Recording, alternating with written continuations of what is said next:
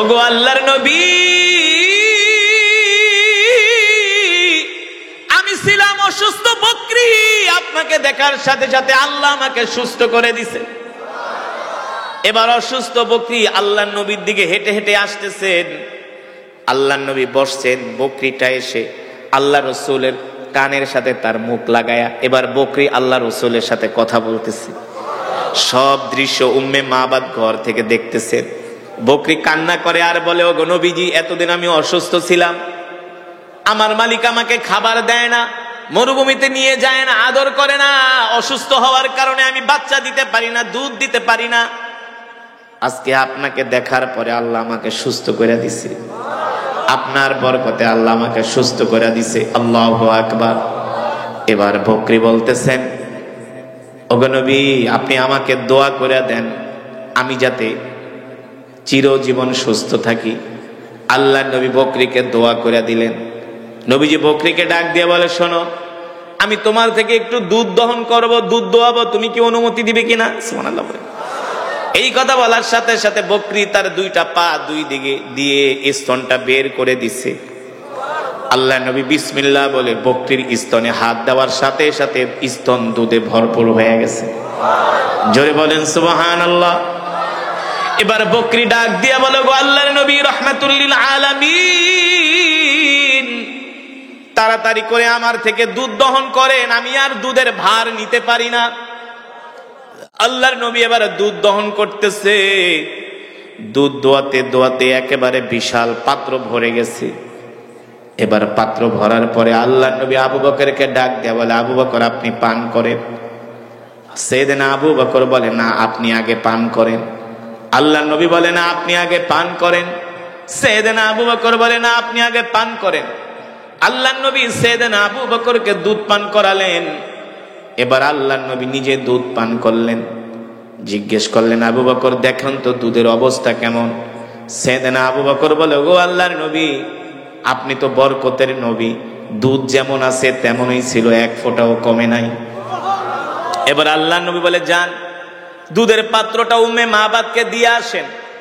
উম্মে মাবাদকে বলবেন এই দুধ যাতে সে পান করে, তার স্বামীও বাড়িতে আসলে যাতে পান করে।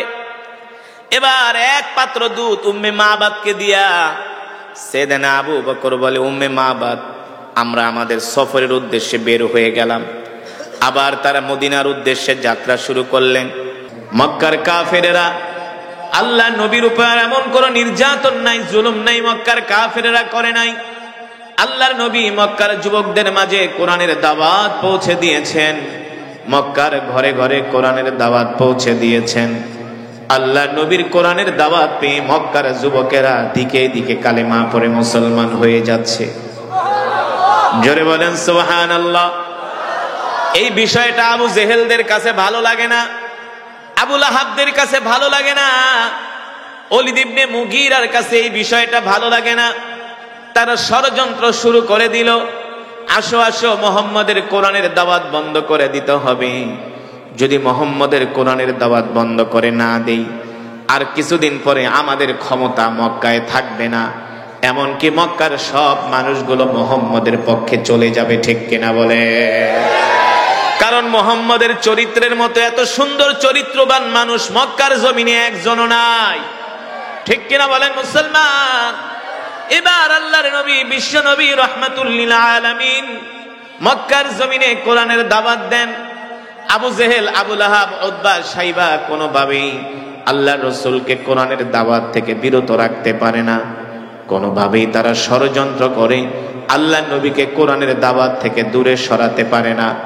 শেষ পর্যন্ত তারা চাচা আবু তালিবের কাছে আসলেন। চাচা আবু তালিবের কাছে এসে বললেন, আবু তালিব, আপনার কাছে মুহাম্মদের নামে বিচার দিয়ে গেলাম, আপনি মুহাম্মদকে বুঝাবেন, আপনি মুহাম্মদকে সাবধান করবেন, মুহাম্মদকে সতর্ক করবেন, মুহাম্মদ যাতে কোরআনের দাওয়াত বন্ধ করে দেয়, মুহাম্মদ যাতে কোরআনের দাওয়াত না দেয়। মুহাম্মদ এই কোরআনের দাওয়াত বন্ধ করার বিনিময়ে মুহাম্মদ আমার কাছে যা চাইবে আমাদের কাছে আমরা মুহাম্মদকে তাই দিব। মুহাম্মদ যদি মক্কার নেতৃত্ব চায়, আমরা মুহাম্মদকে মক্কার নেতা বানায় দিব, আমরা সবাই মুহাম্মদকে নেতা মানব। মুহাম্মদ যদি অর্থবিত্ত চায়, মক্কার সব অর্থের মালিক মোহাম্মদকে বানায় দেওয়া হবে। তারপরেও বলে দেন মোহাম্মদ যাতে কোরআনের দাওয়াত বন্ধ করে দেয়, বলেন নাউজুবিল্লাহ।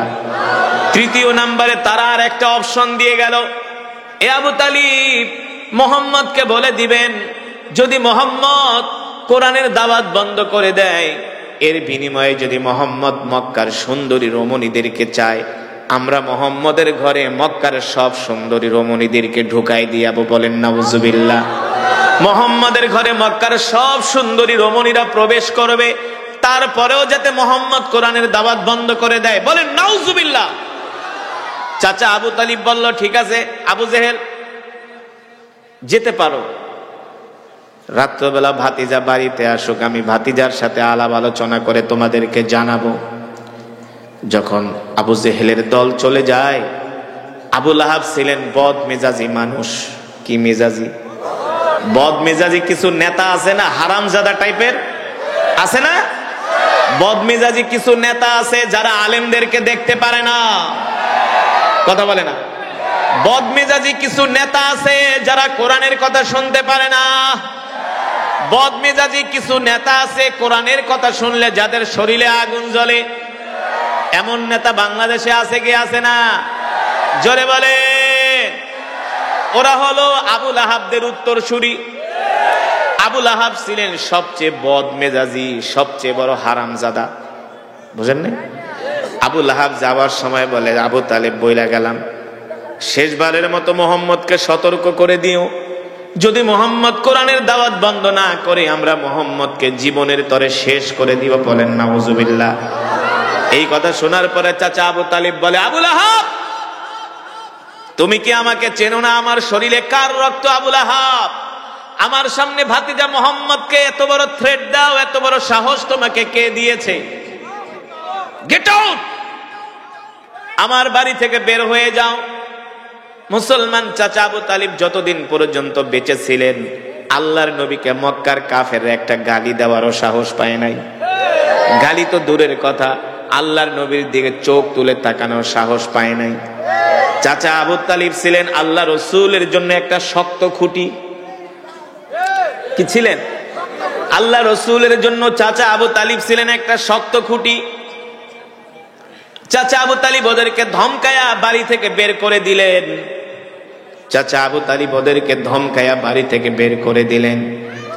কিন্তু চাচা আবু তালিব জানতেন আবু লাহাব হলো বদ মেজাজি মানুষ। কোন সময় আবার আবু তালেব, কোন সময় আবার আবু লাহাব কোন কাণ্ড ঘটায় বসে।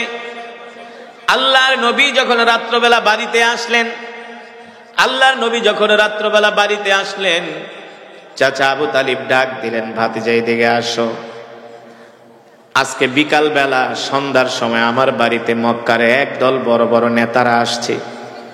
আল্লাহর নবী বলে, চাচা মক্কার বড় বড় নেতারা এসে আপনাকে কি বলে গেছে? তারা বইলা গেছে, ভাতিজা তুমি যাতে কোরআনের দাওয়াত বন্ধ করে দাও। আল্লাহর নবী বলে, আর কি বলছে?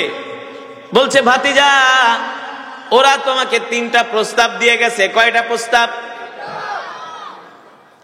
ওরা তোমাকে 3টা প্রস্তাব দিয়ে গেছে। 1 নম্বরে প্রস্তাব হলো, যদি তুমি নেতৃত্ব চাও তাহলে তোমাকে মক্কার বড় নেতা বানায় দেওয়া হবে। তোমার কথা মতো আবু জেহেল আবু লাহাবরা উঠবে আর বসবে। তোমার কথা মতো। এই প্রস্তাব যদি বাংলাদেশের কোন দরবারি মৌলবীদেরকে দিত, দেখতেন ফতুয়া দিয়া জায়েজ করে ফেলতো, ঠিক কিনা বলেন? এই বাংলাদেশে কিছু দরবারি মৌলবী আছে কি আছে না, যারা হালুয়ার লোভে জালিমদেরকে সমর্থন করে, ঠিক কিনা বলেন? যারা একেবারে সরাসরি জান্নাতে পাঠায় দেয় না, ফতুয়া দিয়া দেয়ার, যারা জান্নাতি একেবারে সার্টিফিকেট দিয়া দেয়। আল্লাহ নবী বললেন, চাচা আর কি বলেছে? আমাকে মক্কার নেতা বানায় দিবে। আর কি বলছে? বলে, ভাতিজা তুমি যদি মক্কায় অর্থবিত্ত চাও, মক্কার সব অর্থের মালিক তোমাকে বানায় দেওয়া হবে। আল্লাহ নবী বললেন, চাচা আর কি বলছে? বলে, ভাতিজা ওরা তোমাকে প্রস্তাব দিয়ে গেছে, যদি সুন্দরী নারীর প্রয়োজন হয়, মক্কার সব সুন্দরী নারী তোমার বাড়িতে এসে ভিড় জমাবে। নাউজুবিল্লাহ বলে। আল্লাহর নবী ডাক দিয়া বলে, চাচা আপনি মক্কার কাফেরদেরকে বলে দিবেন আমি আল্লাহর পয়গম্বর, আমি আল্লাহর নবী মুহাম্মদ সাল্লাল্লাহু আলাইহি সাল্লাম। মক্কার কাফেরদের প্রস্তাবের পরিবর্তে আমি মক্কার কাফেরদেরকে আরেকটা প্রস্তাব দিয়ে গেলাম। মক্কার কাফেররা যদি আমার এক হাতে সূর্য আর এক হাতে চন্দ্র এনে দেয়, তারপরও আমি আল্লাহর পয়গম্বর মুহাম্মদ সাল্লাল্লাহু আলাইহি সাল্লাম আল্লাহর কোরআনের দাওয়াত থেকে এক চুল পরিমাণ দূরে সরে যাব না, এক চুল পরিমাণ দূরে সরে যাব না। সুবহানাল্লাহ বলেন। ও মুসলমান, এখানেই শুধু শেষ নয়, আল্লাহর নবী মক্কার কাফেরদেরকে দাওয়াত দিতে লাগলেন। মক্কার কাফেররা কেউ দাওয়াত গ্রহণ করে না। শেষ পর্যন্ত আল্লাহর নবী বুক ভরা আশা নিয়ে চলে গেলেন তায়েফে। কোথায়? তায়েফ। যেই তায়েফে আপনারা হজ করতে গেলে ঘুরতে যান না, সেই তায়েফে চলে গেলেন আল্লাহর নবী কোরআনের দাওয়াত দেওয়ার জন্য। তায়েফে বড় বড় 3 জন লিডার ছিল। এই লিডারদের কাছে আল্লাহর নবী কোরআনের দাওয়াত নিয়ে গেলেন। ওই লিডারদের মধ্যে একজনের নাম ছিল মাসউদ। তিনি বললেন, মুহাম্মদ তুমি আমার কাছে কোরআনের দাওয়াত নিয়ে এসো না। যদি তুমি সত্য নবী হও, আমি যদি তোমার দাওয়াত গ্রহণ না করি তাহলে আমি ধ্বংস হয়ে যাব। এই কারণে তুমি আমার কাছে দাওয়াত নিয়ে এসো না, আমি তোমার চেহারা দেখতেও চাই না। নাউজুবিল্লাহ বলেন। এই জামানায় এই কিসিমের কিছু মানুষ আছে, দেখবেন দাওয়াত ও তাবলীগের ভাইয়েরা দাওয়াত নিয়ে গেলে দেখলেই দৌড় মারে, বাথরুমে যায় পালায়, ঘরের ভিতরে যায় দরজা লাগায়, আলেমদের সামনে আসতে চায় না। ঠিক কিনা বলেন? স্ত্রীকে শিখায় দেয়, হুজুরে যদি আমার কথা জিজ্ঞেস করে বলবা বাড়িতে নাই। ঠিক কিনা বলেন? আর এক শয়তান ছিল, তার নাম হলো হাবিব। আবার মনে করবেন না ওরা মুসলমান, সবগুলো মূর্তি পূজক। তায়েফের আর একজন নেতা, তার নাম হলো হাবিব। তিনি বললেন, মুহাম্মদ তোমার মতো এমন গরিব মানুষকে আল্লাহ নবী কেন বানাবে? নাউজুবিল্লাহ বলেন।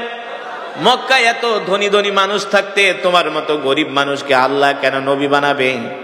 সুতরাং আমি তোমাকে নবী হিসাবে মানি না। নাউজুবিল্লাহ। তৃতীয় জন এইভাবে দাওয়াত প্রত্যাখ্যান করলেন।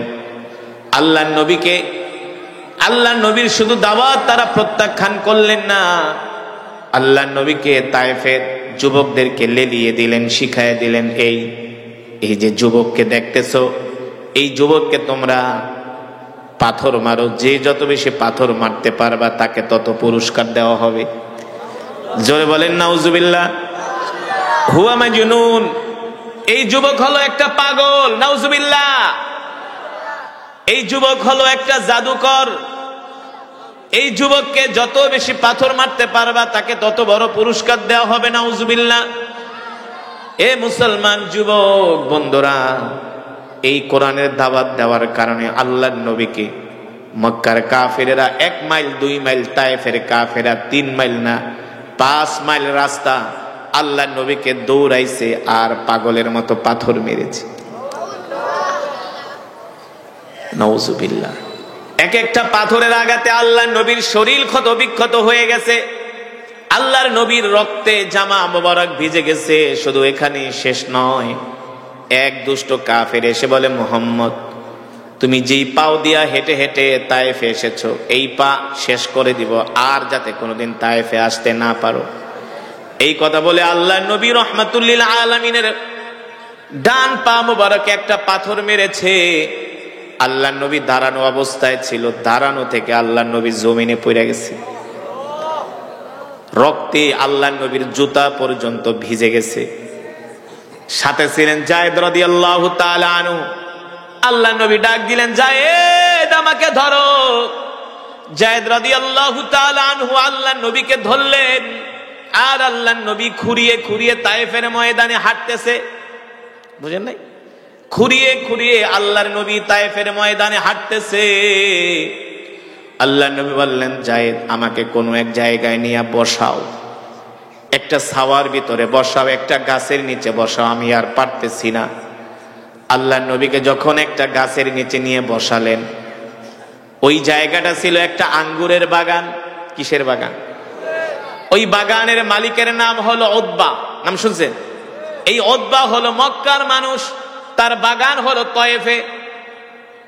ওই বাগানের নিচে বসে বসে আল্লাহ নবী বলতেছে, যায়েদ, আমার পায়ে যে জুতা পরা, এই জুতাটা টান দিয়ে খুলে দাও। যায়েদ রাদিয়াল্লাহু তাআলা আনহু যখন জুতাটা টান মারলেন, আল্লাহ নবী বলে, যায়েদ রে, এত জোরে টান মেরো না, মনে হয় জুতার সাথে আমার জানটা বের হয়ে যাচ্ছে, আমার কলিজাটা বের হয়ে যাচ্ছে, রক্তে জুতা লেগে গেছে পায়ের সাথে। ও যুবক ও মুসলমান, একবার চিন্তা করেন, আল্লাহর নবী দ্বীনের জন্য, ইসলামের জন্য কত কষ্ট করেছেন। কেন কষ্ট করেছেন? ইন্নাদ দীনা ইনদাল্লাহিল ইসলাম, আল্লাহর কাছে মনোনীত ধর্ম হলো ইসলাম। ঠিক কিনা বলেন? আল-ইয়াওমা আকমালতু লাকুম দীনাকুম ওয়া আতমামতু আলাইকুম নি'মাতি ওয়া রাদিতু লাকুমুল ইসলাম দীনা। একমাত্র কমপ্লিট জীবন ব্যবস্থার নাম হলো ইসলাম। ঠিক কিনা বলেন মুসলমান? এবার আল্লাহর নবী, বিশ্ব নবী রাহমাতুল লিল আলামিন ওই আঙ্গুরের বাগানের নিচে বসে আছে। ওই বাগানের মালিক ছিলেন উতবা। দূর থেকে আল্লাহর নবীকে তাকায় তাকায় উতবা দেখতেছে। উতবা দেখা উতবার মায়া লেগে গেছে। হায়রে, মোহাম্মদ তো আমাদের ভাতিজা, আমাদের মক্কার মানুষ, মোহাম্মদের মতো এত ভালো মানুষ মক্কায় একজনও নাই। এই ভালো মানুষটাকে তায়েফের মানুষগুলো এমন ভাবে পাথর মারলো, আমরাও তো কোনোদিন মোহাম্মদের গায়ে হাত দেই নাই, কারণ মোহাম্মদ তার চরিত্র ফুলের চেয়েও পবিত্র। ঠিক কিনা বলেন? মোহাম্মদ কোনো মানুষকে কষ্ট দেয় না, মানুষের উপকার করে, মানুষের সেবা করে, মানুষের খেদমত করে, মানুষকে ভালোবাসে। মোহাম্মদ এমন একজন যুবক যে কিনা মানুষের বোঝা নিজের মাথায় বহন করে দেয়। এই মোহাম্মদকে তায়েফের মানুষরা এভাবে পাথর মারল। আল্লাহর নবী এই অবস্থা দেখে উতবার মায়া লেগে গেল। উতবা তার গোলাম মালিকে ডাক দিল, হে মালি, এদিকে আয়, ওই যে যুবকটা বসে আছে, ওই যুবককে নিয়ে কিছু আঙ্গুর দিয়ায়।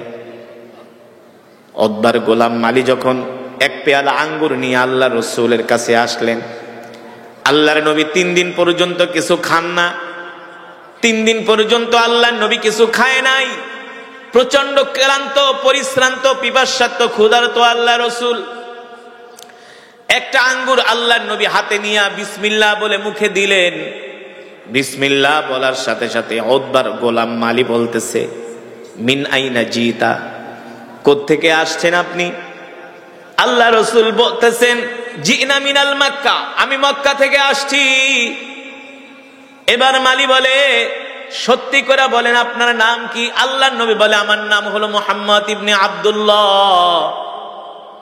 আল্লাহর নবী বলে, তুমি আমার নাম জিজ্ঞেস করলা, তোমার নাম কি? বলে, আমার নাম মালি। তোমার বাড়ি কোথায়? বলে, আমার বাড়ি হলো নিনাওয়া শহরে। তোমার বাড়ি যদি নিনাওয়া শহরে হয়, সেখানে তো আমার একজন ভাই আছে।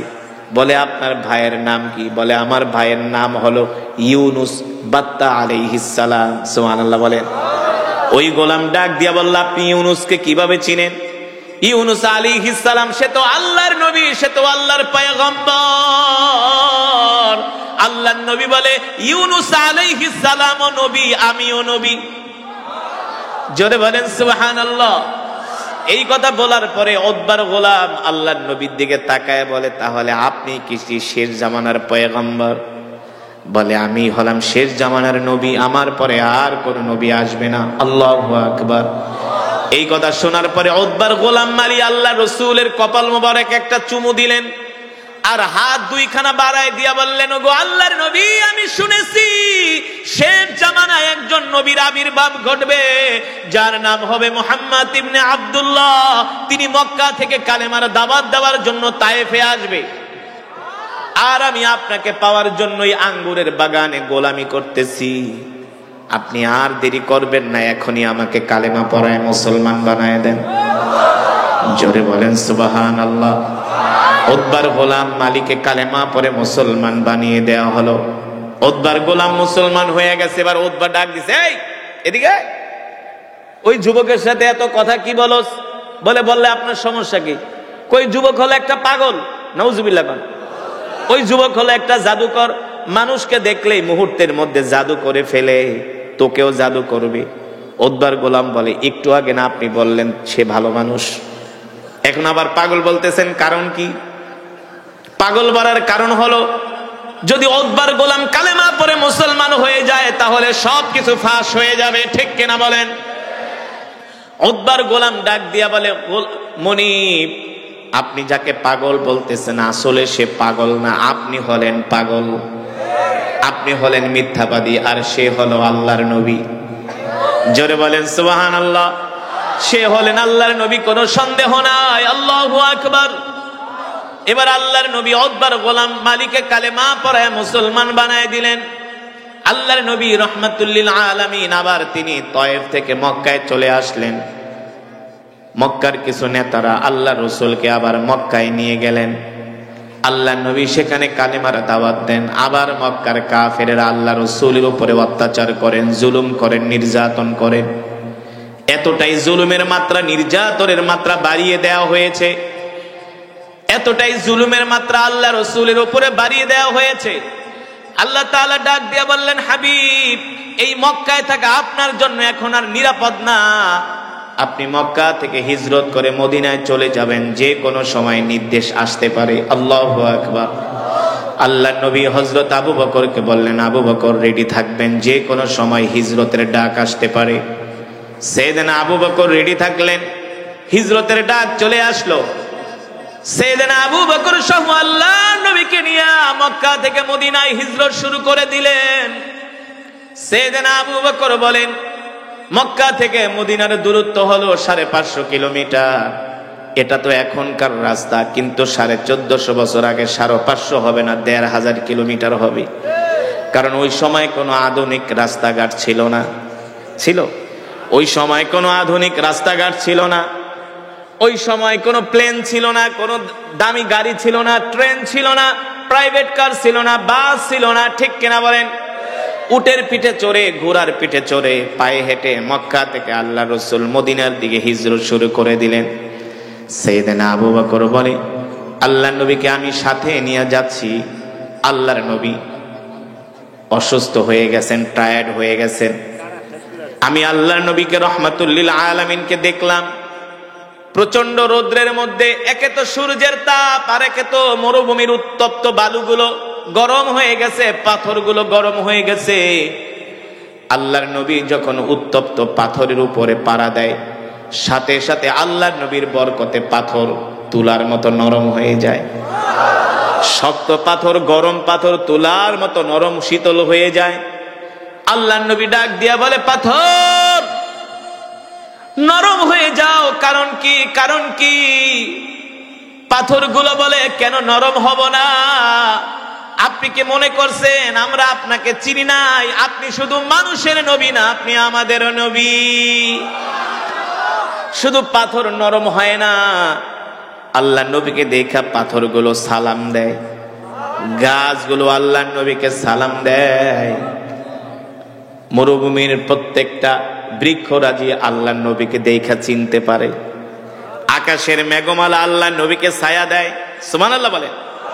আমার নবী বরকতের নবী, দয়ার নবী, মায়ার নবী, রাহমাতুল লিল আলামিন,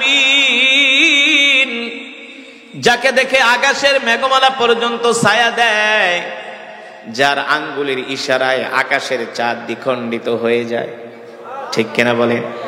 সেই নবীর কথাই আল্লাহ কোরআনে বলছেন, ওয়ামা আরসালনাকা ইল্লা রাহমাতাল লিল আলামিন। আল্লাহু আকবার।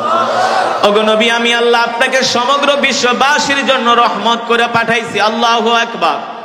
আপনি হলেন সমগ্র বিশ্ববাসীর জন্য রহমত, আপনি হলেন সমগ্র বিশ্ববাসীর জন্য রহমত, আপনি হলেন সমগ্র বিশ্ববাসীর জন্য বরকত। সাইয়েদনা আবু বকর বলে, আল্লাহর নবীকে আমি সাথে নিয়ে চলতেছি।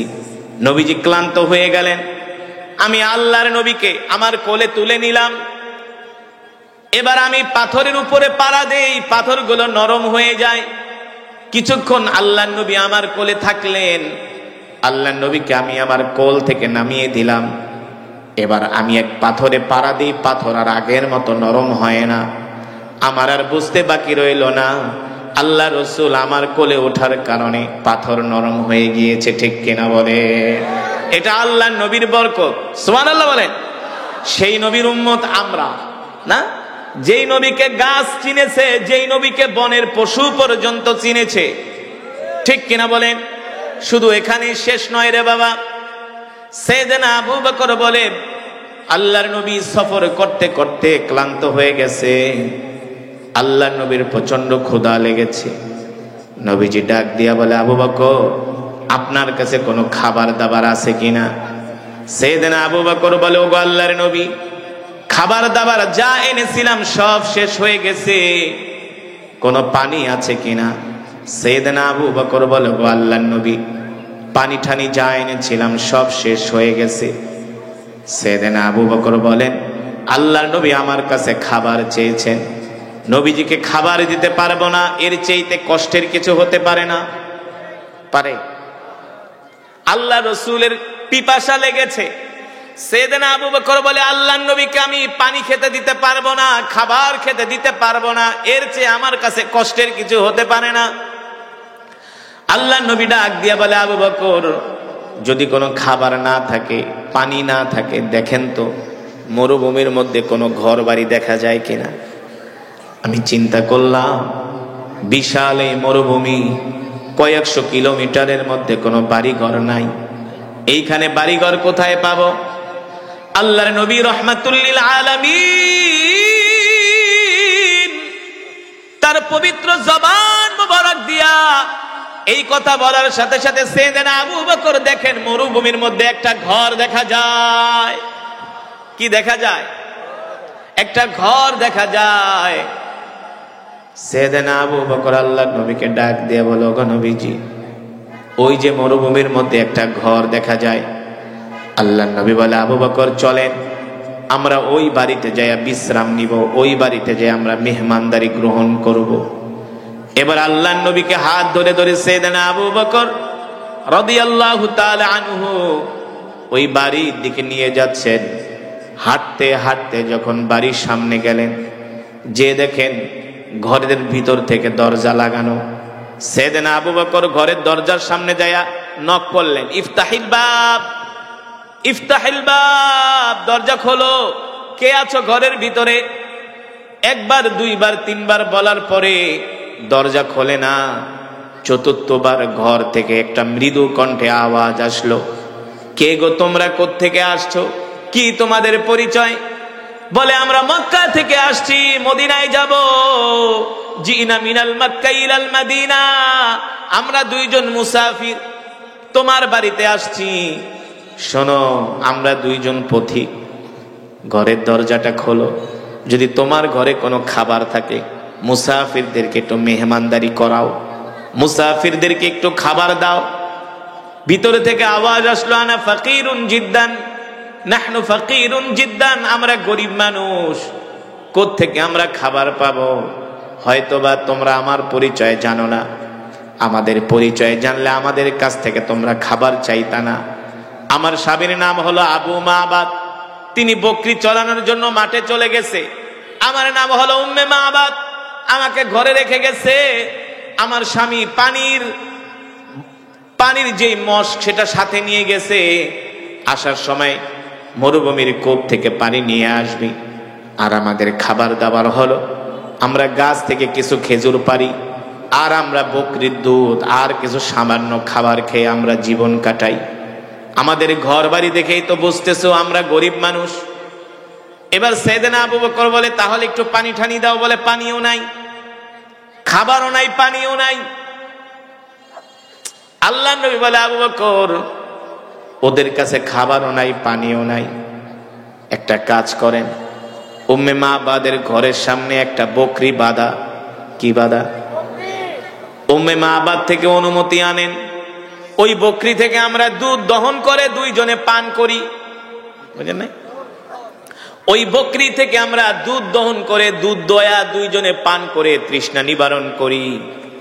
সাইয়েদনা আবু বকর বললেন, উম্মে মাবাদ যদি কিছু মনে না করেন, আপনার ঘরের সামনে একটা বকরি বাঁধা আছে, অনুমতি দেন সেখান থেকে আমরা ওই বকরি থেকে একটু দুধ দোয়ায় আমরা দুইজনে পান করি।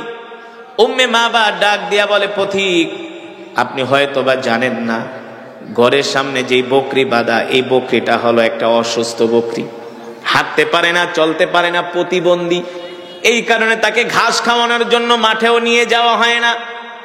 এই বকরি এতটা প্রতিবন্ধী, দাঁড়াতেও পারে না।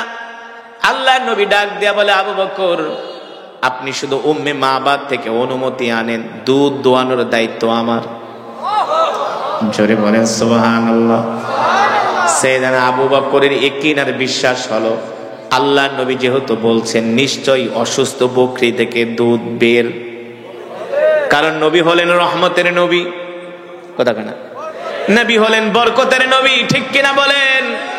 যেই রসুলের মুখের থুতু মোবারকের কারণে লবণাক্ত পানি মিষ্ট হয়ে যায় না, যেই রসুল মরুভূমির মধ্যে দিয়ে হাঁটলে আকাশের মেঘমালা ছায়া দেয়, যেই রসুল মৃত গাছের নিচে বসার সাথে সাথে গাছ জীবিত হয়ে যায়, সাইয়েদনা আবু বকরের বিশ্বাস আল্লাহর নবী এই বকরির থেকে অবশ্যই দুধ দোয়াতে পারবেন।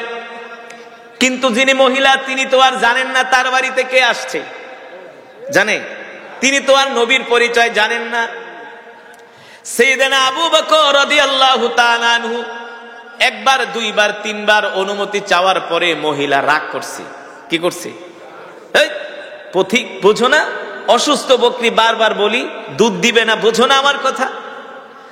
সাইয়েদনা আবু বকর বলে, উম্মে মাবাদ রাগ করো না, রাগ করো না, অনুমতি দাও। এবার মহিলা মানুষ রাগ করে কয়, ঠিক আছে, পারলে দুধ দোয়ায় খাও, পান করো, আমার কোনো আফসোস নাই। এবার উম্মে মাবাদ অনুমতি দিলেন। আল্লাহর নবী বলে, আবু বকর দুধ যে দোয়াবো রাখবো কোথায়? পাত্র তো লাগবে। একটা পাত্র উম্মে মাবাদের থেকে চেয়ে নিয়ে আসেন। উম্মে মাবাদ একটা ছোট পাত্র দিলেন। আল্লাহ নবী বললেন, আবু বকর ছোট পাত্রে হবে না, বড় পাত্র লাগবে। মহিলা আরো রাগ করছে, কেমনি অসুস্থ বকরি দুধ দেয় না, আবার বড় পাত্র, দেখি কে আসছে, এতবার জ্বালায় ডিস্টার্ব করে। উম্মে মাবাদ বলে, আমি যখন ঘরের দরজা খুললাম আর বাহিরের দিকে তাকাইলাম, আল্লাহি রব্বিল কাবা, রবের কাবার কসম খেয়ে বলি, আমি দেখি আমার বাড়ির উঠানে একজন যুবক দাঁড়ানো। আমি যুবকের চেহারার দিকে তাকাই আর চাঁদের দিকে, চাঁদের কথা মনে করি। আমি বারবার যুবকের চেহারার দিকে তাকাই আর চাঁদের কথা মনে করি। চাঁদ সুন্দর নাকি যুবক সুন্দর? চাঁদ সুন্দর নাকি যুবক সুন্দর? উম্মে মাবাদ বলে, আল্লাহি রব্বিল কাবা, রবের কাবার কসম খায়া বলি, চাঁদের চেয়েও এই যুবক সুন্দর। যুবকের চেহারা দেখার পরে আমি আমার আর দৃষ্টি ফিরাতে পারি না। যতই যুবকের দিকে তাকাই, ততই যুবকের দিকে তাকায় থাকতে মন চায়, ততই যুবকের জন্য মায়া লাগে। সুবহানাল্লাহ বলে। এবার উম্মে মাবাদ ঘর থেকে বড় একটা পাত্র দিলেন। আল্লাহ নবী পাত্রটা হাতে নিয়ে ওই বকরির কাছে গেলেন। বকরির সামনে দাঁড়ানোর সাথে সাথে বকরিটা আল্লাহ নবীকে দেখা অসুস্থ বকরি সুস্থ হয়ে গেছে। আর বাস্তে পান সুবহানাল্লাহ। এবার বকরি আল্লাহ নবীকে সালাম দেয়, আসসালামু আলাইকা ইয়া রাসূলুল্লাহ। আল্লাহ নবী ডাক দিয়া বলে, বকরি সালাম দিলা কারণ কি? বকরি বলে, কেন সালাম দিব না? আপনি কি মনে করছেন আপনাকে আমি চিনি নাই? আপনি শুধু মানুষের নবী না, আপনি আমারও নবী। জোরে বলেন সুবহানাল্লাহ। ওগো আল্লাহর নবী, আমি ছিলাম অসুস্থ বকরি, আপনাকে দেখার সাথে সাথে আল্লাহ আমাকে সুস্থ করে দিছে। এবার অসুস্থ বকরি আল্লাহর নবীর দিকে হেঁটে হেঁটে আসতেছেন। আল্লাহর নবী বসছেন, বকরিটা এসে আল্লাহ রসুলের কানের সাথে তার মুখ লাগায়া এবার বকরি আল্লাহ রসুলের সাথে কথা বলতেছে। সব দৃশ্য উম্মে মাবাদ ঘর থেকে দেখতেছেন। বকরি কান্না করে আর বলে, ওগো নবীজি, এতদিন আমি অসুস্থ ছিলাম, আমার মালিক আমাকে খাবার দেয় না, মরুভূমিতে নিয়ে যায় না, আদর করে না। অসুস্থ হওয়ার কারণে আমি বাচ্চা দিতে পারি না, দুধ দিতে পারি না। আজকে আপনাকে দেখার পরে আল্লাহ আমাকে সুস্থ করে দিছে, আপনার বরকতে আল্লাহ আমাকে সুস্থ করে দিছে। আল্লাহু আকবার। এবার বকরি বলতেছেন, ওগো নবী, আপনি আমাকে দোয়া করে দেন আমি যাতে চিরজীবন সুস্থ থাকি। আল্লাহ নবী বকরিকে দোয়া করে দিলেন। নবীজি বকরিকে ডাক দিয়ে বলে, শোনো, আমি তোমার থেকে একটু দুধ দহন করব, দুধ দোয়াবো, তুমি কি অনুমতি দিবে কিনা? সুবহানাল্লাহ বলে। এই কথা বলার সাথে সাথে বকরি তার দুইটা পা দুই দিকে দিয়ে স্তনটা বের করে দিছে। আল্লাহ নবী বিসমিল্লাহ বলে বকরির স্তনে হাত দেওয়ার সাথে সাথে স্তন দুধে ভরপুর হয়ে গেছে। জোরে বলেন সুবহানাল্লাহ। এবার বকরি ডাক দিয়া বলে, গো আল্লাহর নবী রাহমাতুল লিল আলামিন, তাড়াতাড়ি করে আমার থেকে দুধ দহন করেন, আমি আর দুধের ভার নিতে পারি না। আল্লাহর নবী এবার দুধ দহন করতেছে। দুধ দোয়াতে দোয়াতে একেবারে বিশাল পাত্র ভরে গেছে। এবার পাত্র ভরার পরে আল্লাহর নবী আবু বকরকে ডাক দেয়া বলে, আবু বকর, আপনি পান করেন। সাইয়েদনা আবু বকর বলে, না, আপনি আগে পান করেন। আল্লাহর নবী বলে, না, আপনি আগে পান করেন। সাইয়েদনা আবু বকর বলে, না, আপনি আগে পান করেন। আল্লাহর নবী সাইয়েদনা আবু বকরকে দুধ পান করালেন। এবার আল্লাহর নবী নিজে দুধ পান করলেন। জিজ্ঞেস করলেন, আবু বকর, দেখুন তো দুধের অবস্থা কেমন? সাইয়েদনা আবু বকর বলে, ও আল্লাহর নবী, আপনি তো বরকতের নবী, দুধ যেমন আছে তেমনই ছিল, এক ফোঁটাও কমে নাই। এবার আল্লাহর নবী বলে, যান, দুধের পাত্রটা উম্মে মাবাদকে দিয়ে আসেন। উম্মে মাবাদকে বলবেন এই দুধ যাতে সে পান করে, তার স্বামীও বাড়িতে আসলে যাতে পান করে। এবার এক পাত্র দুধ উম্মে মাবাদকে দিয়া সাইয়েদনা আবু বকর বলে, উম্মে মাবাদ, আমরা আমাদের সফরের উদ্দেশ্যে বের হয়ে গেলাম। আবার তারা মদিনার উদ্দেশ্যে যাত্রা শুরু করলেন। উম্মে মাবাদ বলে, আমি ঘর থেকে লাফ দিয়া বের হলাম, দেখি যুবক মুহাম্মদ তার পুরো শরীরের ঘ্রাণে আমার বাড়িটা পুরো ঘ্রাণ ছড়ায় গেছে। আজকে যুবক মুহাম্মদ আল্লাহর পয়গম্বর আমার বাড়িতে ঢোকার পরে আমার বাড়ির চেহারা পাল্টে গেছে। উম্মে মাবাদ বলে, যুবক মুহাম্মদ মরুভূমির মধ্যে দিয়া হেঁটে যায়, দেখি আকাশের মেঘ যুবক মুহাম্মদের মাথার উপরে ছায়া দেয়। আমি ডাক দিয়া বলে, এ অতিথি, এ মুসাফির, বরকতের মেহমান, তোমরা যেও না, তোমাদের মতো বরকতের মেহমান আমি আজ পর্যন্ত কোনোদিন দেখি নাই। আল্লাহু আকবার। আল্লাহ রসুল সাইয়েদনা আবু বকরকে নিয়ে মদিনার উদ্দেশ্যে বের হয়ে গেলেন। পরন্ত বিকেল হয়ে গেল। উম্মে মাবাদের স্বামী আবু মাবাদ বকরি চড়াইয়া যখন বাড়িতে আসলেন, আসার পরে বাড়িতে পা দেওয়ার সাথে সাথে দেখেন আজকে বাড়ির চেহারা অন্যরকম হয়ে গেছে। বাড়ির মধ্যে শুধু ঘেরান আর ঘেরান। আবু মাবাদ ডাক দিয়া বলে, ইয়া যাওজি, ও আমার স্ত্রী, এদিকে আসো। আজকে বাড়ির মধ্যে এত ঘেরান, এই ঘেরান কোত্থেকে আসলো? উম্মে মাবাদ বলে, স্বামী গো, ঘরে ঢোকেন, আপনার সাথে কথা আছে।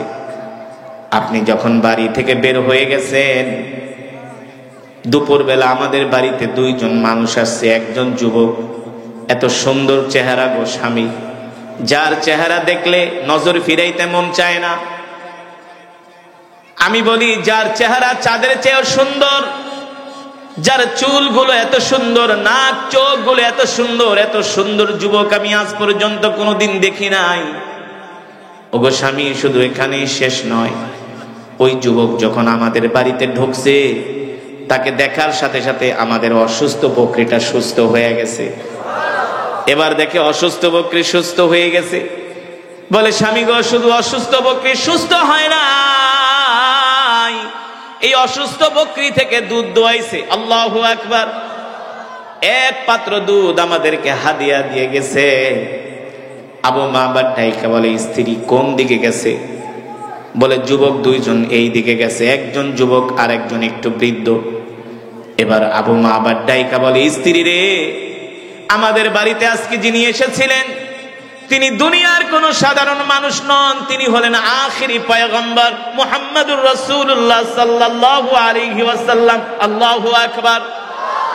আমি আমাদের ধর্মীয় কিতাবের মধ্যে পড়েছি, শের জামানায় একজন নবীর আবির্ভাব হবে, যার নাম হবে মুহাম্মদ ইবনে আব্দুল্লাহ। যিনি মক্কা থেকে হিজরত করে মদিনায় যাবেন এই পথ দিয়া। ওই নবীকে পাবার জন্যই তো আমি এখানে ঘর বানাইছিলাম। স্ত্রী রে, ওই নবীকে পাইলাম না, ওই নবীকে দেখলাম না, এখানে আর থাকবো না, চলো চলো মদিনায় চলে যাই। মদিনায় যে ওই নবীর হাতে হাত রেখে আমরা কালেমা পড়ে মুসলমান হয়ে যাই। আল্লাহু আকবার। এবার আবু মাবাদ তার যত থালাবাটি কম্বল ছিল সব নিয়ে তিনি মদিনার উদ্দেশ্যে রওনা দিয়েছেন। মদিনায় গিয়েছেন আবু মাবাদ, উম্মে মাবাদ, তারা দুইজনে আল্লাহ রসুলের হাতে হাত রেখে কালেমা পড়ে মুসলমান হয়ে গেছে। আল্লাহু আকবার। ও মুসলমান যুবক, ও বাবারা, মায়েরা, বোনেরা, আল্লাহর নবী দ্বীনের জন্য কত কষ্ট করেছেন। তায়েফের ময়দানে গিয়েছেন, মক্কা থেকে হিজরত করে মদিনায় গেছেন, আল্লাহর জমিনে আল্লাহর দ্বীন কায়েমের জন্য রক্ত ঝরিয়েছেন, ঘাম ঝরিয়েছেন। এই দ্বীন, এই ইসলাম আল্লাহর নবী আমাদের কাছে আমানত দিয়ে গেছে, ঠিক কিনা বলেন? যেই দিন আল্লাহর নবী আমাদের কাছে আমানত দিয়ে গেছে, সেই দিনের হেফাজত আমাদের করতে হবে, ঠিক কিনা বলেন? দেখবেন কিছু কিছু মানুষ বলে আল্লাহর দিন আল্লাহ হেফাজত করবে। আল্লাহর দিন যে আল্লাহ হেফাজত করবে এই কথা কোনো কোরআন হাদিসে নাই। আল্লাহর দিন হেফাজত করবে না। আল্লাহ যদি আল্লাহর দিন হেফাজত করে তাহলে আল্লাহ আমাদেরকে সৃষ্টি করছে কেন? বিড়ি খাওয়ার জন্য? গাঁজা খাওয়ার জন্য? ইয়াবা খাওয়ার জন্য? সিনেমা দেখার জন্য? ফুটবল খেলা করার জন্য? না। আল্লাহ রসুল আল্লাহর দিন হেফাজত করেছেন, সাহাবীরা তাদের রক্ত দিয়ে আল্লাহর দিন হেফাজত করেছেন।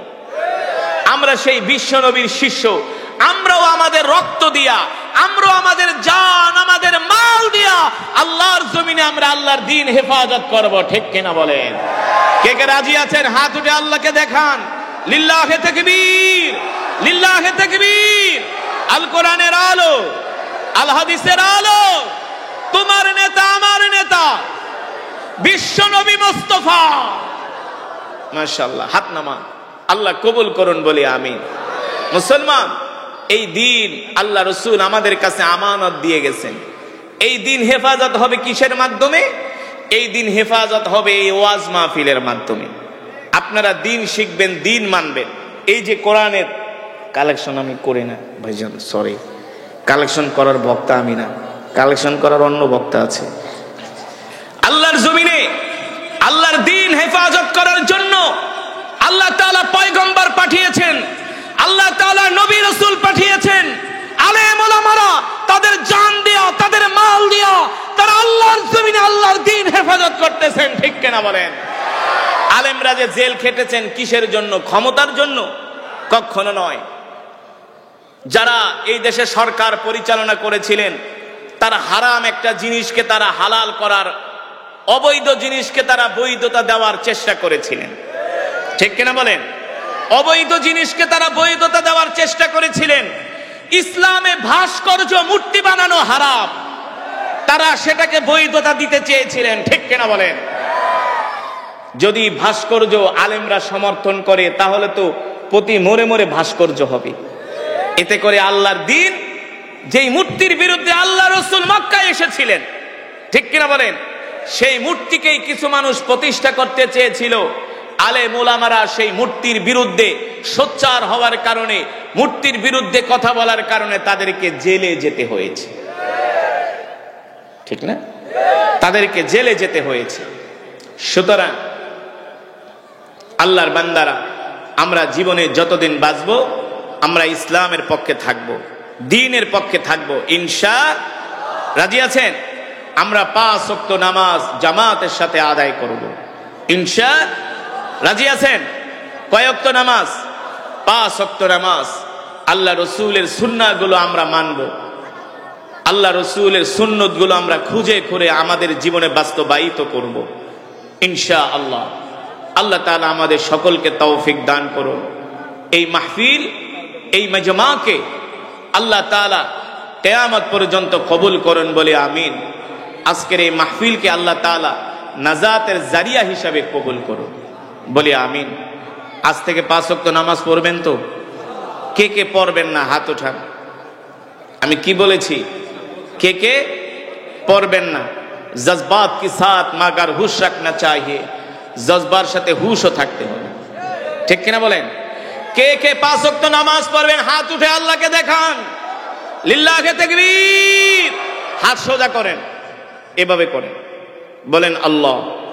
আরো জোরে বলেন আল্লাহ। ওয়াদা করলাম আর কোনোদিন নামাজ ছেড়ে দিব না, নামাজ ছেড়ে দিব না। আল্লাহ আমাদের কবুল করে নেন।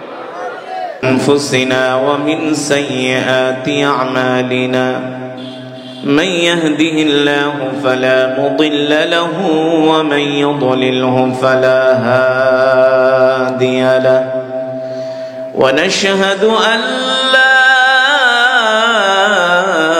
إله إلا الله وحده لا شريك له ونشهد أن سيدنا ومولانا محمدا عبده ورسوله الذي أرسله بالحق بشيرا ونذيرا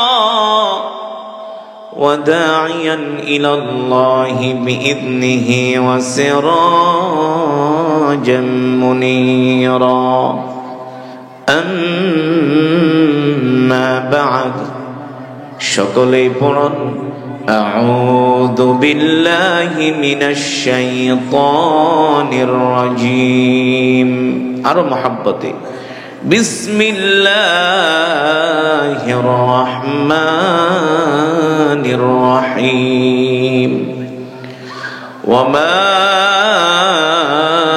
أرسلناك إلا رحمة للعالمين وقال رسول الله صلى الله تعالى عليه وسلم لا يؤمن أحدكم حتى أكون أحب إليه من والده وولده والناس أجمعين أو كما قال النبي عليه الصلاة والسلام فقد قال الله تبارك وتعالى في شان حبيبه ومحبوبه مخبرا وآمرا إن الله وملائكته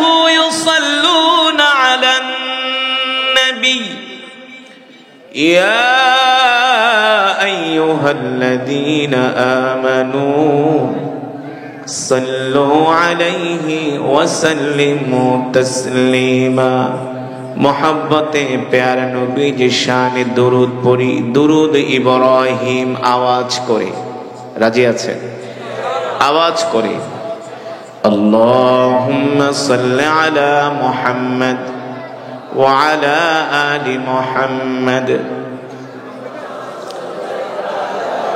पढ़े ना केन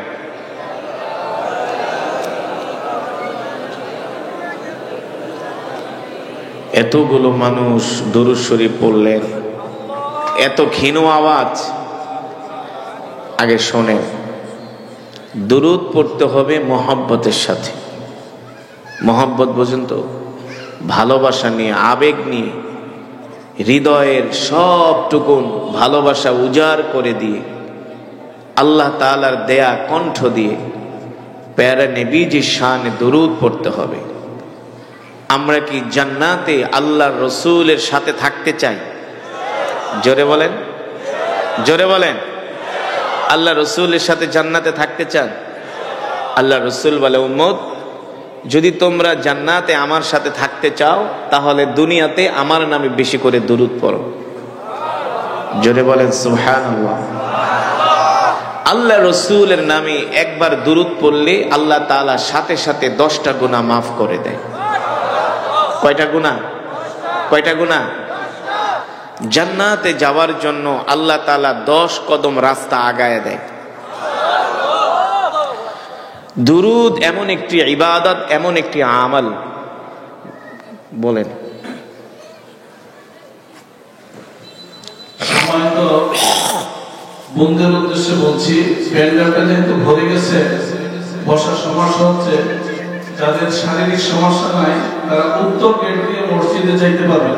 মসজিদে যদি জায়নামাজ সাথে থেকে নিয়ে যাবেন, মসজিদে বসার ব্যবস্থা করা হয়েছে। শুকরিয়া সবাইকে।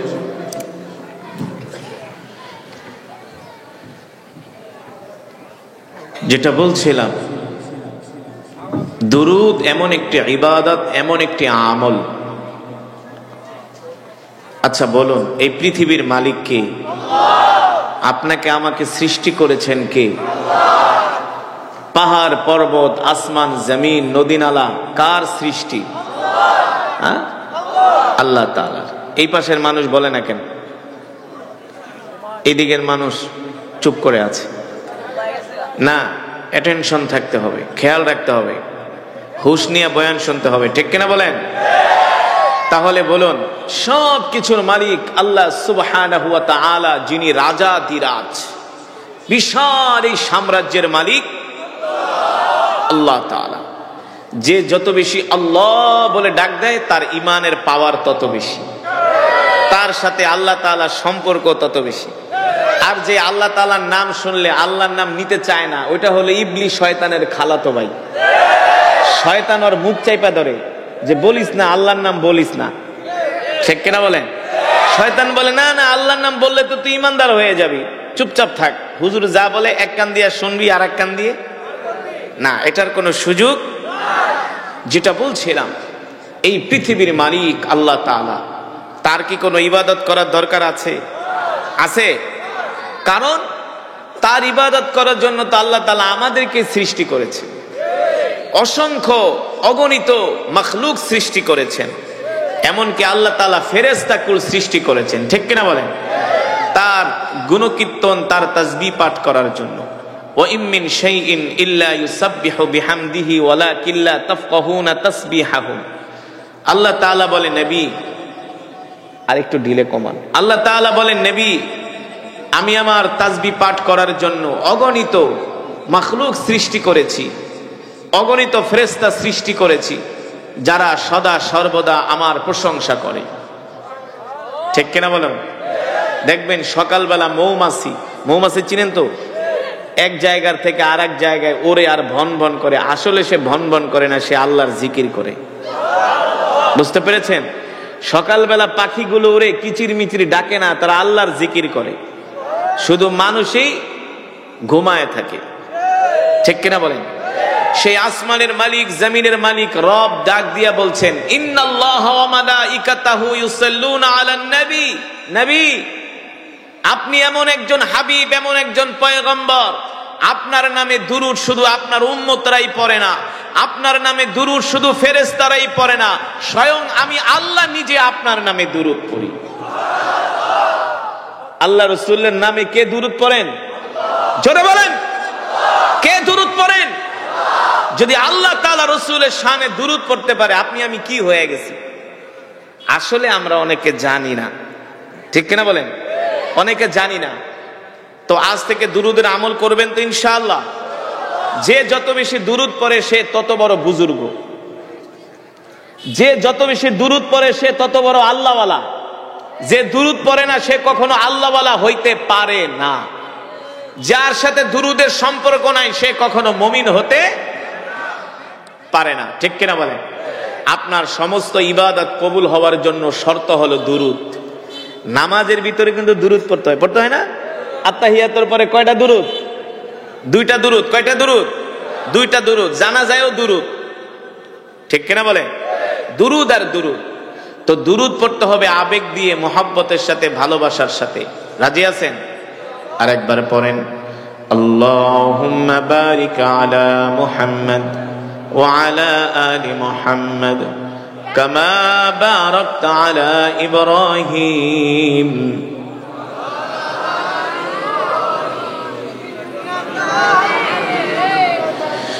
বালাগাল উলা বিকামালিহি কাশাফাদ দুজা বিজামালিহি হাসনাত জামিউ খিসালিহি।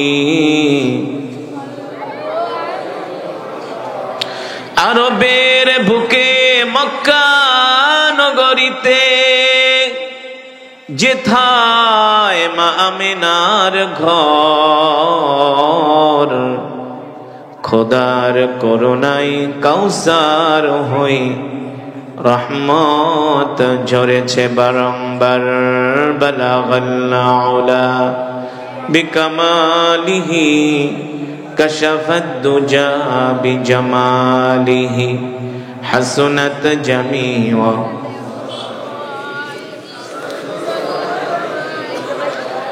আসুন হৃদয় উজাড় করে মৃত্যুর কথা স্মরণ করে জিকির করি লা ইলাহা ইল্লাল্লাহ, লা ইলাহা ইল্লাল্লাহ, লা ইলাহা ইল্লাল্লাহ, লা ইলাহা, লা ইলাহা ইল্লাল্লাহ, লা ইলাহা ইল্লাল্লাহ, লা ইলাহা ইল্লাল্লাহ, লা ইলাহা ইল্লাল্লাহ, লা ইলাহা।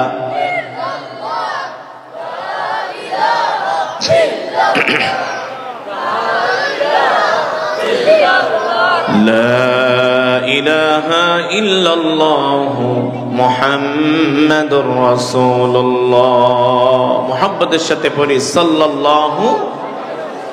আল্লাহ তাআলার দরবারে লাখ কোটি শুকর, যে মহান আল্লাহ সুবহানাহু ওয়া তাআলা খিলপাড়া কান্দাপাড়া কেন্দ্র জামে মসজিদের উদ্যোগে 3 দিন ব্যাপী ইসলামী মহাসম্মেলন, উক্ত সম্মেলনের মান্যবর শ্রদ্ধাভাজন সভাপতি, প্রধান অতিথি, বিশেষ অতিথি, আমন্ত্রিত ওলামায়ে কেরাম, তলাবায়ে আযম, আমার যুবক বন্ধুরা, বৃদ্ধ বাবারা, পর্দার অন্তরালে সম্মানিত মা ও বোনেরা, সেই মহান আল্লাহ সুবহানাহু ওয়া তাআলার দরবারে লাখো কোটি শুকর, যে মহান রব্বুল ইজ্জত ওয়াল জালাল আল্লাহ জাল্লা শানুহু আম্মা নাওয়ালুহু আজকে আমাদেরকে এত সুন্দর কোরআন ও হাদিসের মজমা, জান্নাতের বাগান।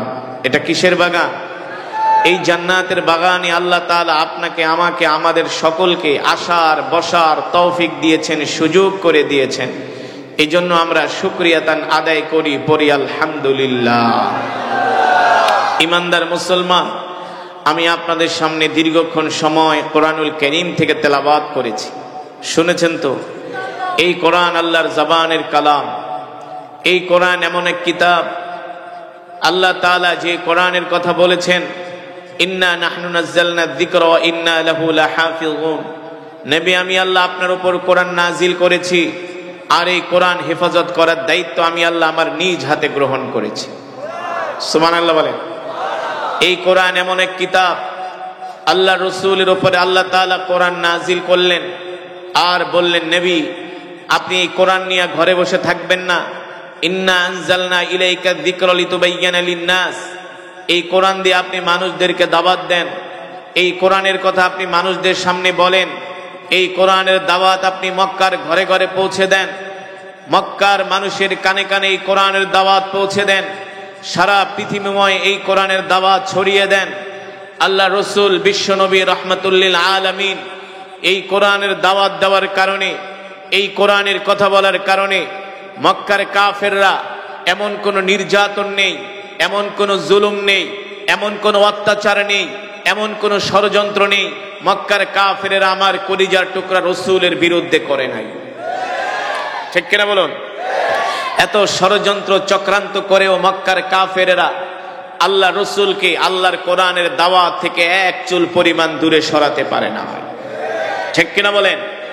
আল্লাহ রাব্বুল আলামিন কোরআনুল কারীমে সে কথাই বলছেন, ইন্না নাহনু নাযালনা যিকরা ওয়া ইন্না লাহু লাহাফিজুন।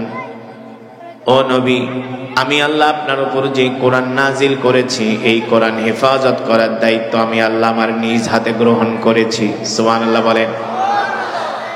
নবী, আপনি কোরআন দিয়ে মক্কার মানুষদেরকে দাওয়াত দেন। আপনি যদি এই কোরআনের পক্ষে থাকেন, আমি আল্লাহ যেমন করে কোরআনকে হেফাজত করব, আপনাকেও হেফাজত করব। সুবহানাল্লাহ বলেন। ও মুসলমান, আল্লাহর নবী এই কোরআন নিয়ে ঘরে বসে থাকেন নাই, এই কোরআনের দাওয়াত দেওয়ার জন্য আল্লাহর নবী ময়দানে বের হয়ে গেছেন। মক্কার কাফেরেরা আল্লাহ নবীর উপর এমন কোন নির্যাতন নাই, জুলুম নাই, মক্কার কাফেররা করে নাই। আল্লাহর নবী মক্কার যুবকদের মাঝে কোরআনের দাওয়াত পৌঁছে দিয়েছেন, মক্কার ঘরে ঘরে কোরআনের দাওয়াত পৌঁছে দিয়েছেন। আল্লাহ নবীর কোরআনের দাওয়াত পেয়ে মক্কার যুবকেরা দিকে দিকে কালেমা পড়ে মুসলমান হয়ে যাচ্ছে। জোরে বলেন সুবহানাল্লাহ। এই বিষয়টা আবু জেহেলদের কাছে ভালো লাগে না, আবু লাহাবদের কাছে ভালো লাগে না, ওলীদ ইবনে মুগীরার কাছে এই বিষয়টা ভালো লাগে না। তারা ষড়যন্ত্র শুরু করে দিল, আসো আসো মুহাম্মাদের কোরআনের দাওয়াত বন্ধ করে দিতে হবে। যদি মুহাম্মাদের কোরআনের দাওয়াত বন্ধ করে না দেই, আর কিছুদিন পরে আমাদের ক্ষমতা মক্কায় থাকবে না, এমনকি মক্কার সব মানুষগুলো মুহাম্মাদের পক্ষে চলে যাবে। ঠিক কিনা বলে?